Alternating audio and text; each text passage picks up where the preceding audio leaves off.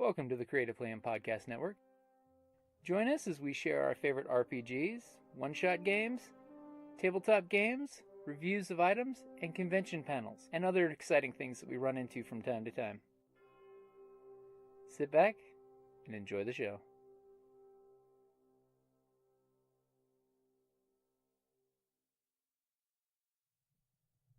Ravensdale Publishing presents Villains and Henchmen. Hello, Ravensdale Publishing fans new and old. Ben and Sarah here, and we're excited to welcome you to the Villains and Henchmen Kickstarter campaign. Have you ever wanted to be a villain? Do you dream of harnessing the power of a storm? Or flexing superpowered muscles? Or bending reality to your whim? These powers and more are within your grasp in Villains and Henchmen. In this cooperative game for 1 to 4 players, you must break a fellow villain out of maximum security prison. Along the way, you'll defeat meddling heroes, overcome troublesome obstacles, and plow through unsuspecting guards. Of course, the good guys aren't just going to sit around while you waltz in and grab your villainous buddy. Over a dozen different event cards spur heroic responses and maintain the pulse-pounding action.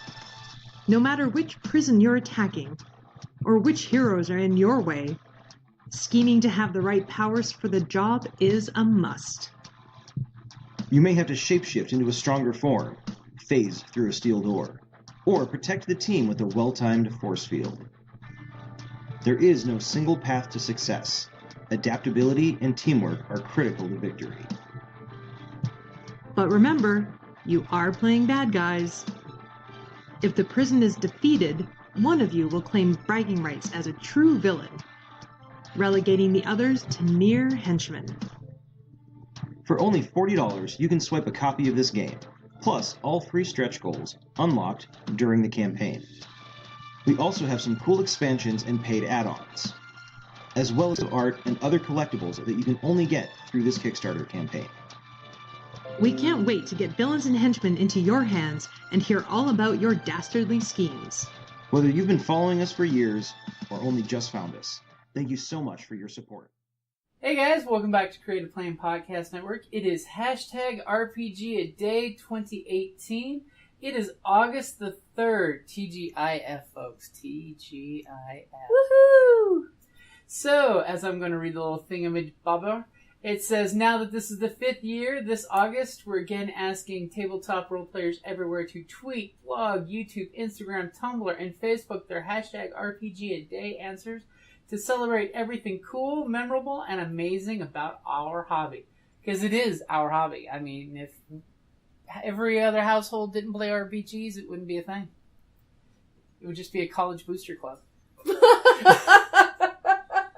Think about it. How many gamers started in college? I mean, yeah. I don't know. I started a lot earlier than that. I was in junior high. I was about there, you know. I didn't start until after college, but that's because the D&D group I met in middle school wouldn't let girls play with them. That's sad. I mean, that's a pretty common experience. Unfortunately. I mean, like, you know, you guys all know, I don't understand that because even in high school, we had, you know, everybody played. Yeah. It was all about having fun, damn it. Right. So this is Jim, usually the GM, from Creative Plan Podcast Network, and today's question is, what gives a game staying power? Oh, you know what? This is Kellie. Oh, you are going to go. You are going to go. Yeah, well, just popped into my head. And she's going to snake the answer before we do. I don't know. It's the group. The relationships that the players build and work, and how well they work with each other. The camaraderie. And camaraderie that they build together, not just their characters themselves, but the players themselves, I think. It definitely lends towards the staying power. I mean, we all know life happens. I'm sorry. Some years it's like, lordy, nothing seems to go right, or, right. Con cruds and people get sick and stuff. People get stranded in Ocotillo. That makes it kind of hard sometimes too, but the players themselves and how their relationships are really make for an enduring group, I think. That's awesome. Do you want to go, Jim? I'll let you go next. Okay, so I'm Jocelynne. Hey, everybody. Welcome back. I'm a performer outside of my time playing tabletop games. So you'll find me as Madame Askew on Facebook, Twitter, and Instagram, and on my Patreon. And you may see me at a convention near you. So, especially if it's a steampunk convention, I tend to be at those. But I just got back from San Diego Comic-Con, which was great. So, gosh, I have to mirror that sentiment that the people have a lot to do with the staying power. But I also think there's a certain robust quality to the game system that allows it to roll with the organic unpredictability of its players, that gives rules that are foundational and help you build the story, but they don't keep you from having fun. So there are some kinds of rules that are so strict and so complicated and punishing, and they make it really hard to just enjoy the game and break it and remake it in your own image with your friends, that game isn't going to last. I've played some RPGs that were terrible with awesome groups of friends, and we were all like, fuck this game. Oh, pardon me if that's... Sorry. Listed as explicit. Okay, good. So fuck that game in the face. Fuck it. And I'm not going to name names because I'm not going to name and shame. Even bad games were made by brilliant people. But they're terrible. The rules don't make any sense. They're complicated for the sake of being complexity. They're trying to reinvent the wheel. They're like, oh no, we don't want multi-sided dice. We're gonna just use D2s, or we're only gonna use D4s, or everything's D6s, or whatever. They have a complexity, a rigidity, and sort of unfortunate rule set that punishes you for playing. Those games, I don't find they last. They're off the market. Those bad RPGs, I was clearly not the only one who thought they were bad. I don't see them on game shelves. The rule system was just it was ridiculous. The stats didn't make sense. The way it was laid out was confusing, and it punished you for trying to understand the game. So, I've played complicated games. I talked about Unhallowed Metropolis earlier in one of the previous questions. That's a complicated game system, and sometimes I'm like, what? What? It could use a conversion to an easier system. Yeah, or I'm just like, gosh, everybody dies. That's what you're telling me. And I think in that game there's even a warning that, people as characters are going to die, so you may want to have a backup character. Which is anathema to me, because when I roll up a character, I'm going to fight tooth and nail to keep that character alive. You're not a Dungeon Crawl Classic kind of player who likes to have 10 characters die within Although the first if the session. character's death fits the story. That's if okay. the death matters. The death have to matters. Otherwise, it's paranoia. Hello, Boromir. Lord of the Rings. Yes, His right? death mattered. So, games that are really punishing, at least... So, there's a lot I love about Unhallowed Metropolis. So even though it's complicated, the rules, the setting, everything else sort of encourages players to enjoy themselves in an organic fashion. The games that fail don't have that encouragement. Their rules punish creativity. So that's my very convoluted answer. I like that. So I would have liked to say for staying power in an RPG, two things. One, from a GM's point of view, a session 0 where everybody knows what page you're on as a group of here's what our group of players are doing, here's what the mission is. That is important. So whether they're the X-Men, or a Firefly crew, or just a bunch of smugglers on a spaceship, or a bunch of rebels who are pretending to be ne'er-do-wells running around, as long as the crew knows what the mission is, what the story is. Are you on a 5-year plan to go where no man has gone before? Right. Okay, that right there, your mission statement, you're good. So that way, when you have those gaps in playing, you can go back and look back on and say, this is what we're doing. Doesn't matter what the missions are, but this is what the goal is as a group. So that way everyone can support each other.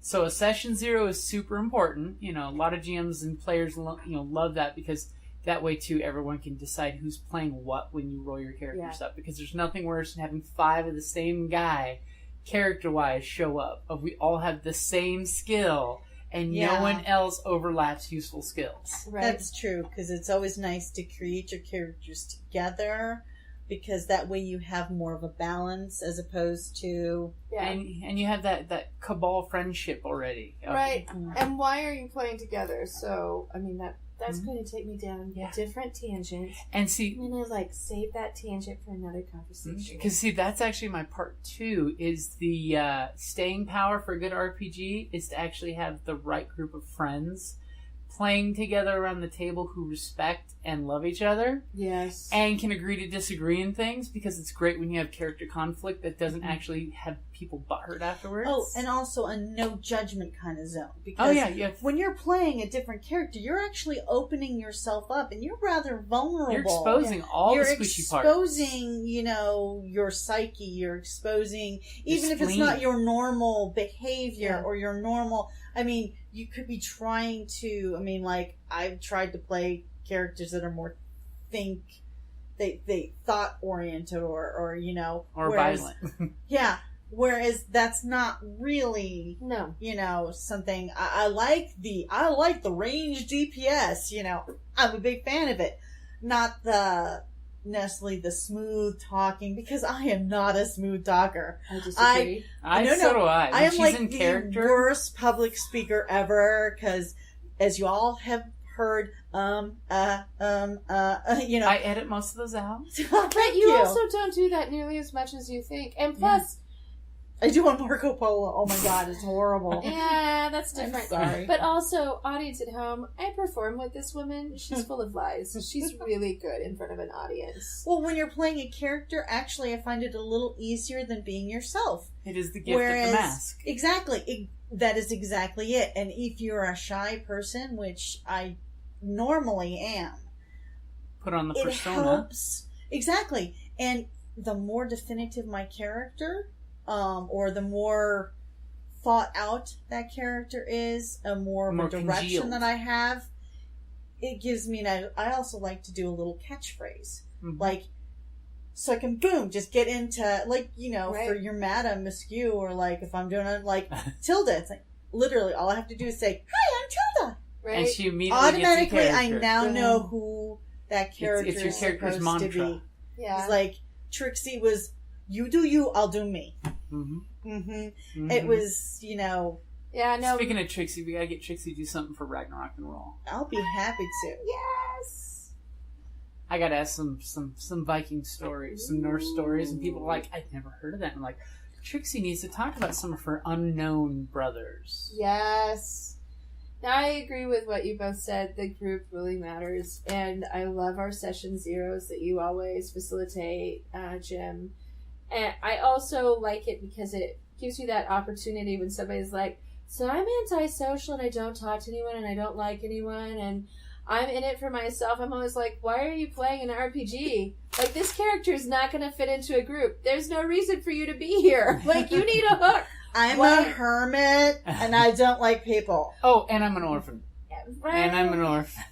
What is your hook? So it gives you an opportunity to ask people, okay, you can do that, but why then are you with a group of people? Yeah. If you hate people, you don't want to do anything, and you don't want to be with those people, and you're not interested in the quest, and you hate everything they're about, why are you sitting down to play this game? And that can seriously choke point in a role-playing game. Yeah.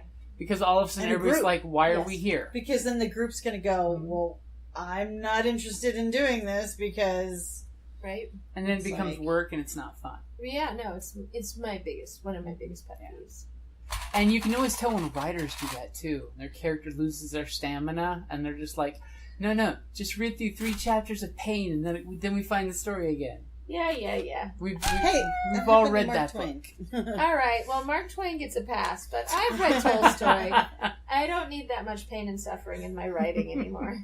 George R. R. Martin. Oh. Hey, I'm sorry. I only got through book 2 and I'm like, fuck this. Burn. Well, that's because after a while, nobody likes a killer GM. And Exactly. by the way, GMs, it's not you against the players. You should be, and many good RPGs say this, your player's biggest fan. Right. Because you're the director telling your actors what to do, basically, as a GM. Well, it comes back to that collaborative storytelling, I think. Yeah, I think you're right. It's not a competition unless you're, like, competing. Unless you need the ego trip, or you're playing X-Crawl.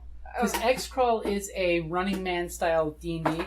It's Where designed it's to... literally your sponsors are giving you gifts while they're trying to kill you. Okay. But It's basically It's Hunger Games. Yeah. Right. But I'm thinking, like, unless your goal is to torment your GM nicely by breaking the storyline and being like, I'm the first one who broke the storyline. That's kind of a funny competition, but otherwise, I think it's really good to be collaborative. Yeah. Well, and if you are a killer GM, that definitely does not make a conducive environment for an enduring game. No. Because, first of all your players die. Second, no player's going to want to play. No. Actually, I will throw a little caveat in there because I used to like GMing like Lair Assault. D&D used to call Lair Assault the higher tier. If you don't optimize your characters, you die horribly. And there are a lot of power gamers that love that game style where it's more of a tabletop war game than a role-playing game because you must beat the end of the level. Yeah. So there are players, but they're not really great for the role-playing. It's more of a, I will set up this beautiful tabletop display, and if you one of you crawls across the finishing line, you accomplish something. True. But that doesn't lead for a very long-lasting RPG because it's once you finish the level, like an MMO. Yeah, it's that would be like a one-shot. Exactly, it's like doing a dungeon and not run. an enduring... Yeah, it's not a story that will keep evolving and developing. Like, an 8 to 9 season show that we love. Yeah. Which, that's always the test of a good RPG. Hell yeah. Alright, guys, that's lots of good answers there. Lots of good answers. We have lots of opinions. Levels. We do. There were layers on There's that layers, like an onion. Layers. Layers. Like everybody liked parfait. Or a baklava. Ooh. Like a good casserole. Yes. Like a good I like lasagna. the baklava. Yeah. Baklava has a lot of layers. Zucchini Lots. lasagna. I'm trying to bring it back to being healthy. Okay, I mean, I guess. It is gaming. Like, we run on Cheetos, so I don't think healthy is, like, And remember, food is important for staying power while adventuring. Because we used to do overnight 90-hour games, and if you didn't have a meal during some point of that, you've lost your stamina. You need that potion of vitality. Yeah. I mean, my potion of vitality is rum, but yes. That can be fun too. Mm. Just decide on session 0 how much rum will be at the party. Yes. Okay, just a little sidebar. What's your favorite? Because I don't think it's on the RPG day. What's your favorite game snack? My favorite game snack is whatever snack is quiet and I can chew and you can chew and I don't have to edit off the podcast of someone going. Then you won't like my favorite one. What's your favorite? Honestly, mine is gummy bears. Gummy bears. Okay. Because you can put them on the game map. Yeah. Actually, it's just my favorite snack, period. It's sugar snap peas with cherry tomatoes. That's solid. Same time. I just love that.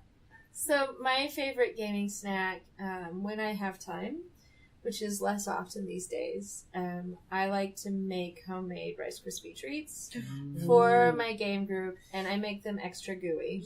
Carrie has a real soft spot for those. That's good to know. Yes. I mean, to have a trick. Oh, yes. So, but they're real snap, crackle, and pop. Unhealthy ones, I love me some Slim Jims. Mm. A meat byproduct of some type. I'm a carnivore. solid. Any snack in a storm. Any snack in a storm, actually, Although, that's true. And it's funny because some of the first, D&D Journey of the 5th edition, and Carrie will still do this to this day, is peanut M&Ms. And she will sit there going, yeah. She will hold the package. And I'm like, just and take them out of the bag. bag. Yeah, I try when it's peanut M&Ms. I try and completely open 3 sides of the bag. I do. See, I open it flat. Mm-hmm. And I then do too. Try and quietly eat my peanut M&Ms. Yeah. But I do that for a lot of my listeners at home, snacks. we really do listen to the podcast too, and we appreciate that horrible sound that you have to hear when you have to hear it. Yes, and we want you to have a good time. Because I can only edit so much of that crackle pop without destroying people's words. Oh, no, there was somebody who would literally push it outside of the bag every time. Oh. But, yeah, no, I like to open my packages anyways, so it's like a plate. Yeah. We try and be quiet. We do. Okay, so that's RPGaDay. How do you do stamina? Something. Enduring RPGs. Yay! Day 3 of RPGaDay. Have a great Friday, everybody. And hey, for the record, Ravendale Publishing Inc. has responded with their first RPGaDay 2018. They do Villains and Henchmen. Ooh. I've played... you played that at Rincon, yes. I watched it. You played it. Where you play a bunch of henchmen trying to get your villain out of prison before you die and get caught by heroes. It's a great little game. They actually did their Kickstarter and did a great job on it. Awesome. Which, coming to a game place hopefully near you soon. Woohoo! So that is a good place to wrap it up there. Yay! Hi, this is Kellie, aka Trixie from Ragnarok and Roll, a Scion to Ragnarok story, and Tilda Wimblewick from D&D Journey of the 5th edition. First off, I would just like to say thank you to everyone for listening to our varied adventures, as well as for rating us on iTunes and RPGpodcast.com. If you haven't rated us yet, we would greatly appreciate it if you could. And if you're looking for more ways to support our efforts, we are now on Patreon, a great site where you can help us continue making more podcasts, as well as some special surprises for our patrons. If you can, please look us up at www.patreon.com/cppn. Every little bit helps. And again, thank you for listening.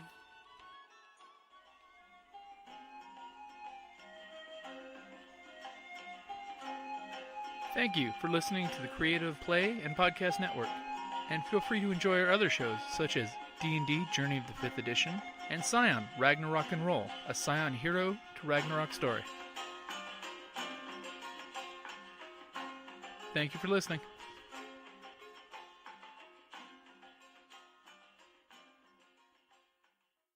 Potion of Vitality. Hey, that's where you get your staying power, right? Potion of Vitality. Yeah. Takes off one of those exhausted ranks.